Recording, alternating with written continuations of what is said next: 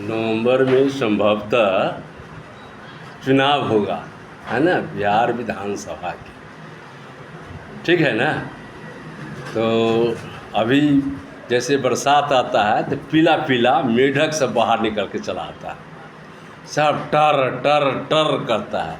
बरसात ख़त्म, मेढक भी पुनः अपने स्थान पर जाए। अभी सब नेता दावा करते हैं हम पलायन रोक देंगे, हम शिक्षा में सुधार कर देंगे, हम यह करेंगे वह करेंगे। हम वोटरों पर भी कुछ दायित्व है, चंद पैसों लेकर वोट ना दिया करे।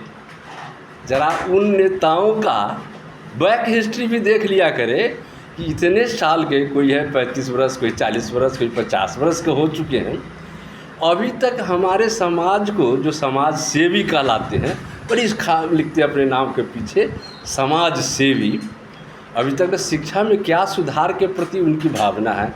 कितने बच्चों के वो कलम दिए होंगे, कितने बच्चे के स्लेट दे दिए होंगे, कितने बच्चे के कॉपी दे दिए होंगे, इंस्ट्रूमेंट बॉक्स दिए होंगे, तो वो तो बताएंगे ना।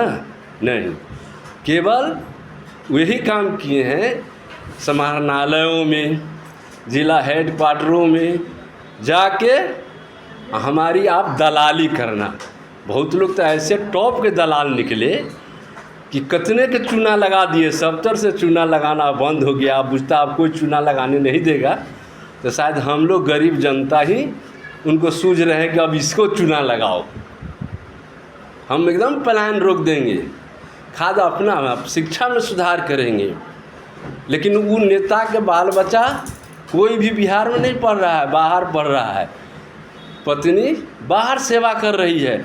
जरा यह समाज सेवी हो तो पत्नी यहाँ है ना, जिस पद पर है उसी पद पर बिहार को सेवा करे। सो नहीं होगा, उधर छापने गई है पैसा, हम गरीबों को ललोपप दिखा रहे हैं कि हम यह कर देंगे, हम वह कर देंगे, ऐसे कर देंगे हम। अब कुछ चमचे लोग भी तैयार हो गए हैं, ये होगा सरकार, इसकी सरकार, उसकी सरकार, ये होगा। कोई कुछ नहीं करने वाले हैं, सब अपना बिल बनाने वाले हैं, अपना स्वार्थ है। भैया समाज को सेवा करने के लिए कौन जरूरी, नेता बनने की क्या ज़रूरत है।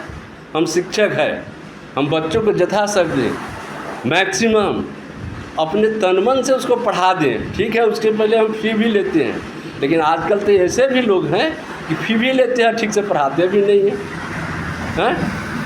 समाज की सेवा कर रहे हैं, कुछ नहीं कर रहे हैं। समाज को अफसर के बीच में दलाली करते हैं और कहते हैं कि यहाँ बहुत भ्रष्टाचार है, बहुत भ्रष्टाचार है। अब भ्रष्टाचार में वो भी संलिप्त है। इसलिए हम वोटरों को भी खूब सोचना है, खूब समझना है, इन नेताओं को चक्कर में मत पड़ना है, देखना है कि किसका आचरण सही है। आजकल तो नेता, बहुत लोग आचरण विहीन लोग भी नेता बन रहे हैं, अब बाद में कुछ नहीं है।